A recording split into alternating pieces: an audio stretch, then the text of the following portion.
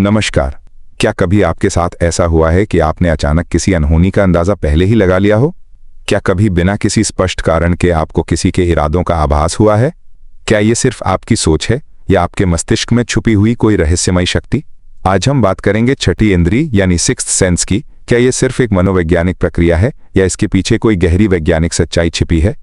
चलिए इस रहस्य से पर्दा उठाते हैं। हमारी 5 ज्ञानेंद्रियां तो स्पष्ट हैं। विजन आंखों से देखना, हियरिंग कानों से सुनना, टच त्वचा से महसूस करना, टेस्ट जीभ से स्वाद महसूस करना, स्मेल नाक से सूंघना। लेकिन छठी इंद्री का अर्थ है बिना किसी प्रत्यक्ष इंद्रिय का उपयोग किए किसी घटना या स्थिति का आभास होना। इसे अक्सर इंट्यूशन या इंस्टिंक्ट कहा जाता है। इसे गट फीलिंग या इनर वॉइस के रूप में भी जाना जाता है। छठी इंद्री के प्रकार: इंट्यूशन, बिना तर्क के सही निर्णय लेना।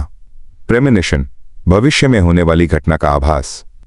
टेलीपैथी, बिना बोले किसी के मन की बात समझना। क्लेरवॉयंस, दूर की घटना का ज्ञान। सिंक्रोनिसिटी, घटनाओं का संयोग जो अर्थपूर्ण प्रतीत होता है। छठी इंद्री का वैज्ञानिक आधार: न्यूरोसाइंस के अनुसार छठी इंद्री का आधार हमारे मस्तिष्क के प्रीफ्रंटल कॉर्टेक्स और अमिग्डाला से जुड़ा हुआ है। प्रीफ्रंटल कॉर्टेक्स मस्तिष्क का वो भाग है जो तर्क, योजना और निर्णय से जुड़ा होता है। जब कोई जानकारी स्पष्ट नहीं होती तो मस्तिष्क पिछली स्मृतियों और अनुभवों के आधार पर निर्णय लेता है।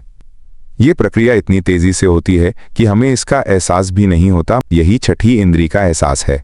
एमिग्डाला मस्तिष्क का वो भाग है जो भय और खतरे की पहचान करता है।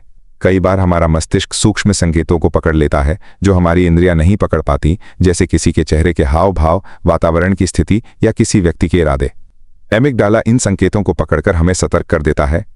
पूर्वाभास और माइक्रो एक्सप्रेशन: वैज्ञानिकों का मानना है कि पूर्वाभास का संबंध माइक्रो एक्सप्रेशन से हो सकता है।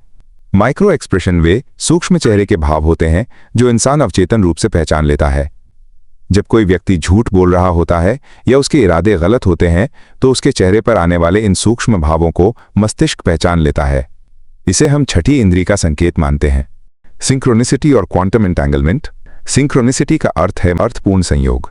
स्विस साइकोलॉजिस्ट कार्ल जंग ने इसे मनोवैज्ञानिक प्रक्रिया बताया है जहां अवचेतन मन घटनाओं को अर्थपूर्ण बना देता है।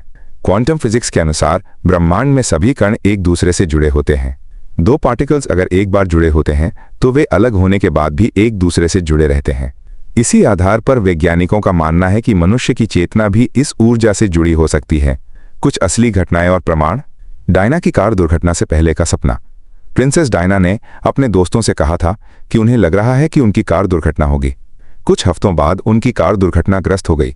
911 हमले से पहले का पूर्वाभास: कुछ लोगों ने 911 हमले से पहले डरावने सपने देखे थे और उन्हें लगा था कि कुछ बड़ा होने वाला है। भारतीय साधु और आपदा का पूर्वाभास: एक भारतीय साधु ने 2004 की सुनामी से पहले चेतावनी दी थी कि बड़ी आपदा आने वाली है। छठी इंद्री को कैसे मजबूत करें? मेडिटेशन: ध्यान से प्रीफ्रंटल कॉर्टेक्स मजबूत होता है।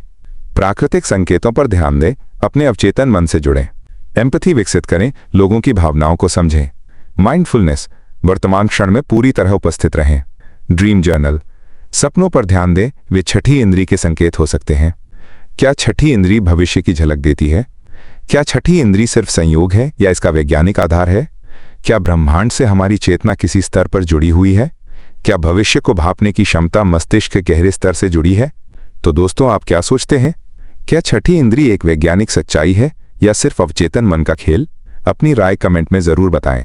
अगर आपको ये वीडियो पसंद आई हो तो इसे लाइक करें, चैनल को सब्सक्राइब करें और अगली बार मिलते हैं एक और रोमांचक कड़ी के साथ।